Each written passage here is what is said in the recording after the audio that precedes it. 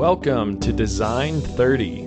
My name is Jason Bilyeu, and in this podcast, I provide design strategies and tools to improve creativity, innovation, and overall design confidence.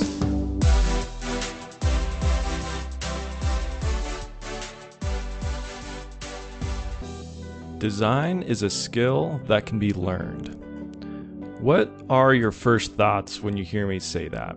Because I recently posted this on my Instagram and Twitter this past week, and I got a little bit of pushback on it, and it's something that I've got a little bit of pushback on in the past as well.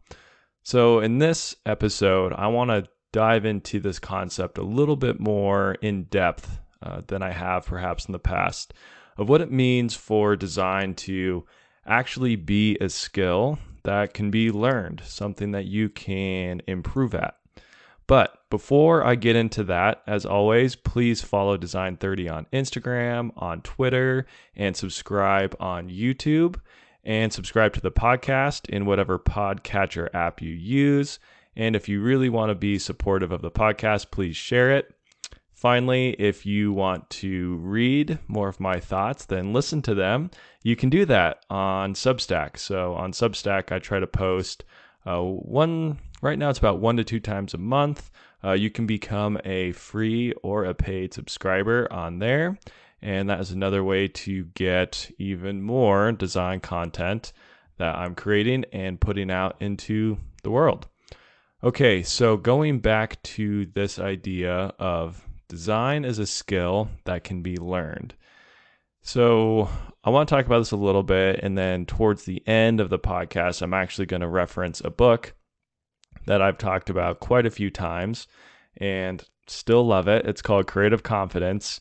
Again, I can't recommend this book enough. I think it has just tons of very practical content and ideas, and it even has like step-by-step directions of how to do different things.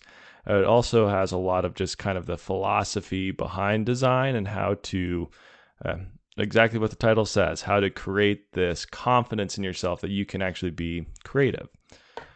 So when I say that design is a skill that can be learned, I know some people push back against this a little bit because design is very difficult. It's not something that everyone is naturally good at.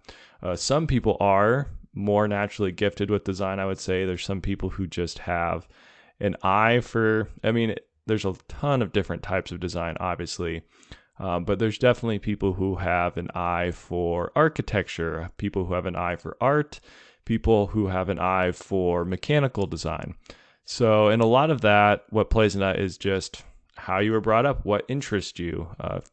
Honestly, it might sound cliche, but if you grew up building stuff out of Legos and building little model cars and watching YouTube videos on how engines and transmissions work, you're probably going to have a really good intuition of how mechanical components fit together and a good eye for how to design those sorts of things. But there's also a part of design that I think is very much learned. And the reason I feel this way is I wouldn't have called myself someone who was naturally gifted with design growing up. I was good at school. I was really good at math. If you gave me a predefined set of rules, I could implement that like nobody's business, right? And that's basically what math is. Like, here's the process, go apply it to all these different situations. And I was pretty good at that. I was good at sports because you gave me these rules. I could play within those rules. But I wouldn't have considered myself someone who was necessarily creative or necessarily good at designing things. So that's been something that I've been working at. And once I got into college and was going through my engineering physics undergrad and really started to learn a little bit more about engineering and how design can be implemented in engineering, that really caught my attention. And then, of course, in grad school, I did mechanical engineering with a focus in design. And that's really what exposed me to a lot of this. That's where I found out about this book, Creative Confidence. But so it's been a skill that I feel like I've been developing. And so that's why I try to push this quite a bit, that design is something you can improve at. Even creativity. I know there's some people who are naturally more creative And, for whatever reasons that might be, maybe it's purely genetic. I don't know, but there's definitely some natural ability there. But there's a lot of it that can be cultivated and improved. And if you just are able to build up, basically learning some of the processes. Some of us like processes, we like rules, and you can use those to get better at things. And lo and behold, you can actually use that to get better at being creative. So getting back to this statement, design is a skill that can be learned. I see a lot of this being just getting better at solving problems. And I think that's a part of that's a mindset thing. It's a confidence to be willing to try out new things, to a confidence to maybe take an idea from a whole different world, a whole different realm of work, and you take that idea and apply it to what you do for work. That can be a little bit intimidating because maybe other people would think, well, there's no way that would actually work in what we do. That's what artists do, or that's what I don't know, that's what plumbers do, and we do roofing. I don't know. But I think there's a certain confidence, a certain mindset to be willing to try different ways to solve problems. And I think a lot of that will improve and translates to your ability to design. A lot of it is, a lot of the skills you use in design is really just the ability to solve problems. And then I think there's also a culture of experimentation that goes along with someone who is creative and someone who is a good designer. They're willing to try out a bunch of different ideas. And now some of us try out a bunch of different ideas just in our head, and so it doesn't look like we're doing that. People from the outside can't see all of the gears turning, all of the different things we're thinking through. And then for other people, they need to physically do it. They need to have some sort of model in their hands. They need to try this, try that. They need to write it down. They need to, create a storyboard, depending on what field you're working in. But they need to actually put pen to paper and do something in the physical world. So there's different ways of experimenting. There's different ways of trying things. But creating a culture of experimentation, I would say within yourself, it's just having the willingness to fail, to get things wrong, to be embarrassed. These are things that I have not traditionally been very good at, but things I'm trying to work on. One of the reasons actually I started this podcast is, it's an experiment. It's trying something new. It's something that it could flop, it could fail, but at the same time, it's an experiment. It's trying to build this, what would you say, almost kind of this resiliency with trying new things, with creating new things. And so you have to have this willingness to fail, and you have to be willing to get stuff wrong. So you have to be, I think you probably hear it a lot in different circles, but you have to be willing to be a beginner again. And with someone who works with design and you're trying to come up with new creative ideas, that means you're trying new things a lot, right? So you're not going to be an expert on every new thing that you try to create. So you have to be willing to be a beginner in a lot of this stuff. So those are kind of some of my first main points on what I mean by design as a skill that can be learned. It's getting better at problem solving, which obviously there's a technical aspect to that, which you can improve at. You can learn more, research more. It's a mindset thing. That's something you can just work on a daily basis, is kind of creating this mindset and this confidence of willingness to try new things, a willingness to fail, and realizing that you can actually learn a ton from failing, and failing often improves your designs more than successes do. And just overall a willingness to get stuff wrong, to learn from that, implement it, and then eventually get stuff right. I think that's how you build up your design skills. And so that leads me to this book that I mentioned earlier, which is called Creative Confidence. It's by Tom Kelly and David Kelly. Tom Kelly is the best-selling author of a book called The Art of Innovation, and David Kelly is the founder of IDEO, as well as the Stanford D School. So both these guys obviously know what they're talking about when it comes to creativity. They've got a ton of experience. I think I've mentioned this before. IDEO was involved in the creation of the first mouse for computers, for Macs. So that's a little bit of a claim to fame for them. But in this book, they have this section called Design-Driven Innovation. And I think it's actually a really good process for someone to follow if they are trying to improve their design skills.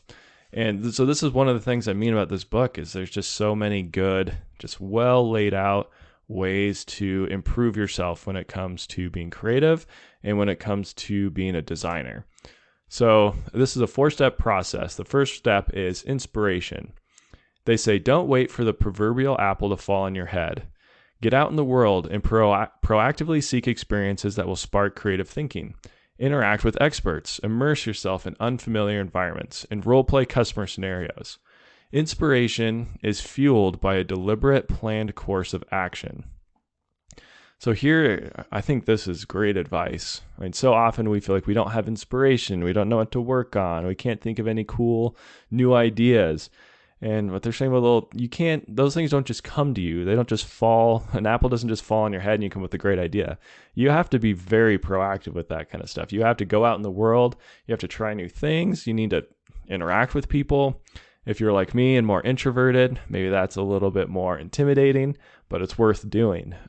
You need to role play customer scenarios. So if you do have a business or somewhere where you have customers, and you're trying to gain some inspiration on how to have a better customer experience, go out in the world and just kind of role play customer scenarios in the real world. Think through it, maybe talk with someone, maybe bring a coworker to actually physically role play it. You're not going to get inspiration by just sitting in your office and staring at a blank piece of paper. You need to get out into the world. You need to go do things. So again, like they say, inspiration is fueled by a deliberate, planned course of action.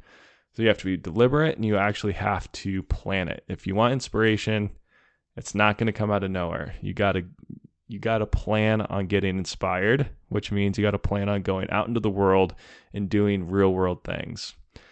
The next step they have is synthesis. After your time in the field, the next step is to begin wow. Okay. Let me start over on this one. After your time in the field, the next step is to begin the complex challenge of sense making. You need to recognize patterns, identify themes, and find meaning in all that you've seen, gathered, and observed. We move from concrete observations and individual stories to more abstract truths that span across groups of people. We often organize our observations on an empathy map, and they have a section in this book describing what an empathy map is, or create a matrix to categorize types of solutions. During synthesis, we strive to see where the fertile ground is. We translate what we've uncovered in our research into actionable frameworks and principles. We reframe the problem and choose where to focus our energy. For example, in retail environments, we've discovered that if you change the question from how might we reduce customer waiting time to how might we reduce perceived waiting time, it opens up a whole new avenue of possibility, like using a video display wall to provide an entertaining distraction. Okay, so this section of synthesis is about you take all this stuff that you've observed when you're on your inspiration journey that you've planned deliberately. You've been out in the field, you've been gaining ideas. Now you need to come back and actually bring it all together. You need to make sense of it. You need to identify themes and find kind of the hidden meanings behind the actions you've observed or the questions people are asking out in the real world. You need a way of grouping that all together, writing it all down, and then, making these connections. And this is something that actually is very difficult and it takes a lot of practice. And this is where someone who's naturally more creative, they're usually really good at making these connections between seemingly disconnected things, right? So this is a place where you might have some people on your team who shine more in this perspective. Maybe you have people on your team who shine more on the inspiration phase. So that's another part of design, especially when you're in a team setting, is figuring out who's good at what, right? Who has skills in this, who has skills in that, who enjoys this, who enjoys that, and just trying to get people in a place where they are going to be most effective. Number 3 is ideation and experimentation. Next, we set off on an exploration of new possibilities. We generate countless ideas and consider many divergent options. The most promising ones are advanced in iterative rounds of rapid prototypes, early, rough representations of ideas that are concrete enough for people to react to. The key is to be quick and dirty, exploring a range of ideas without becoming too invested in only one. These experiential learning loops help to develop existing concepts and spur new ones. Based on feedback from end users and other stakeholders, we adapt, iterate, and pivot our way to human-centered, compelling, workable solutions. Experimentation can include everything from crafting hundreds of physical models for delivering transdermal vaccines to using driving simulators for testing new vehicle systems to acting out the check-in experience at a hotel lobby. And this is one that I talk about all the time, right? Ideation, experimentation, building prototypes, rapid prototypes, sometimes called prototypes, which is a pre-prototype. It's just the simplest form of a prototype.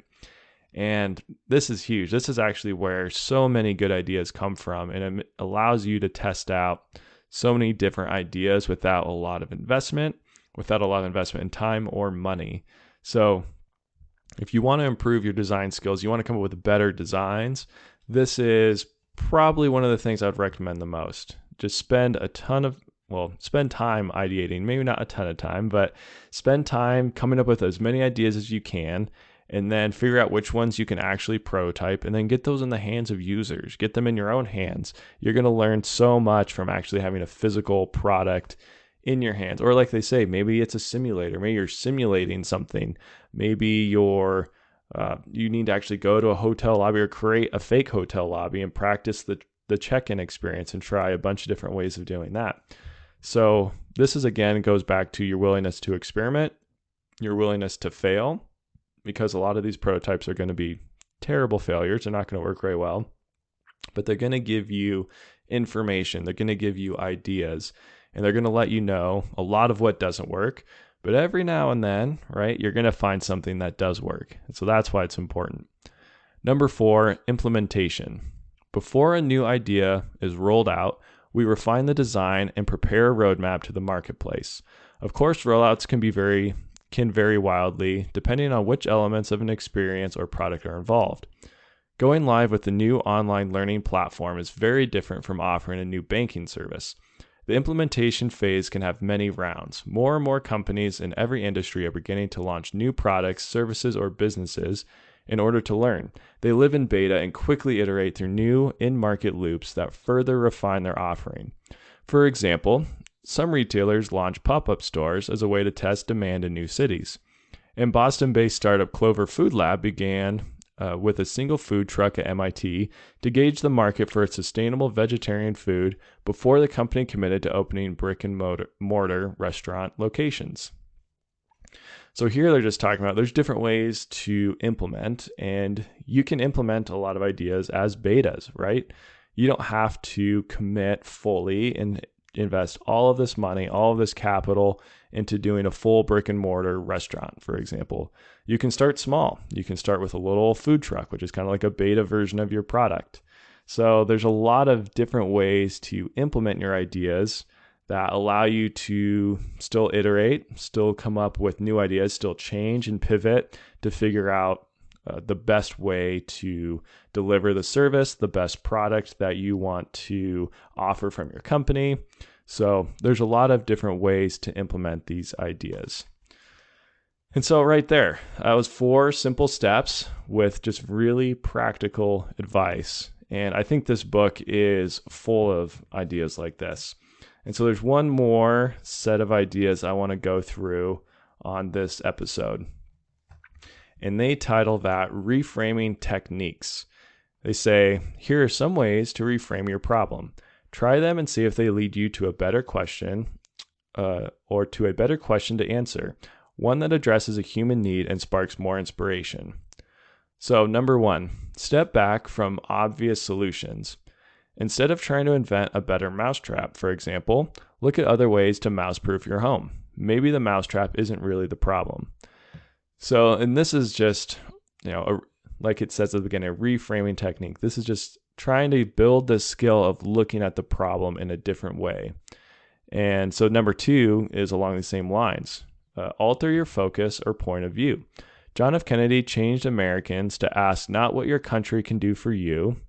Oh, sorry, let me start over. John F. Kennedy charged Americans to ask not what your country can do for you, ask what you can do for your country, encouraging us to rethink our rights and obligations. Changing your point of view often means shifting focus to a different stakeholder, to a parent instead of a child, or to a car buyer instead of the car dealer. So here's just another great piece of practical advice. How many people are viewing your product, and how many different points of view are there? Can you take a different point of view from one of those other people and learn something new about what you should offer, about how attractive that product actually is? Maybe there is little insights that you can gain from simply just thinking of different points of view from different people. They go on to number 3, uncover the real issue. Decades ago, Harvard Business School professor Theodore Levitt observed people don't want to buy a quarter-inch drill. They want a quarter-inch hole. If you only ask questions about drills, you might miss out on the possibility of using lasers to cut or to create small, precise holes like the ones in some laptop speaker grills. So here, it's like this is kind of reframing the problem. Like, what is the problem? What is the need that is actually needs to be met? And what are the different ways to doing that? I mean, this one is classic, right? People don't want to buy a quarter-inch drill. They want a quarter-inch hole. So what are different ways to provide people what they actually need? And to get to that, you first have to redefine, what do they actually need here? You can get so focused on your product and what your product does that you lose sight of what the user is actually using your product for. So there's a nice piece of just practical advice right there. Number 4, look for ways to bypass resistance or mental blocks. If you try to get people to stop drinking the impure water from the local well in a developing country, you may find villagers responding, "My mother gave me water from this well. Are you saying my mother was wrong?" If you want to break the past, that kind of question has to be completely reframed. Instead, you can show how impure and dangerous their current well water is, in contrast to how safe the purified water is. Then you can ask a completely different question to parents anywhere in the world. Which water would you want your children to drink? New question, very different answer. So right there, just more practical advice. How to get around someone who's resisting this change, even if that change would be better for them. Number 5, think about the opposite. Working with the Community Action Project in Oklahoma, IDEO.org co-leaders Jocelyn Watt and Patrice Martin were struggling with how to gain more involvement from their inner city parents in programs that would help their kids' futures. Faced with participation rates of less than 20%, they were racking their brains trying to come up with the solutions. But when they approached the challenge from the opposite direction and asked, what are all the reasons we can't get parents to participate? Busy lives, transportation issues, childcare. It got all the issues out on the table and pointed to possible solutions. For example, instead of emphasizing that the programs were free, organizers started communicating how valuable the programs were for parents and their children. Flipping the question around can be a useful tool for getting past preconceptions or routine ways of thinking so that you can see the situation in new ways. So think about the opposite. Just think about what you're offering and are there different ways to present that? I think right here is a great idea. They're pushing that this is free to come enjoy, free. And people hear free, they often think cheap. They often think, it's probably not great. It's probably not well funded. But if you flip that question around and you focus more on, what is the value that we're actually offering these people? What's the value of our product? What's the value of our app? What are we providing people? And that's just a whole different way of marketing your product, whole different way of looking at what you do from a creative confidence standpoint. And so I'm going to leave it there for this episode. Again, I can't recommend this book enough. Creative Confidence. The subtitle is Unleashing the Creative Potential Within Us All. So we all have some ability to be creative, and it might look different for a lot of different people. It might not be what is traditionally considered creative. But there are ways to improve it and ways to use it to improve our lives, improve our work, improve our businesses, and improve the products that we are designing. So with that, I want to say just one more time, please feel free to follow Design 30 on Instagram, Twitter, subscribe at YouTube. If you want to support the podcast, you can share it. And finally, if you want to support the podcast as well and support me, you can become a free or a paid subscriber at substack.com. Okay, well, have a great week, everybody. And as always, remember, design more, despair less. Thanks for listening.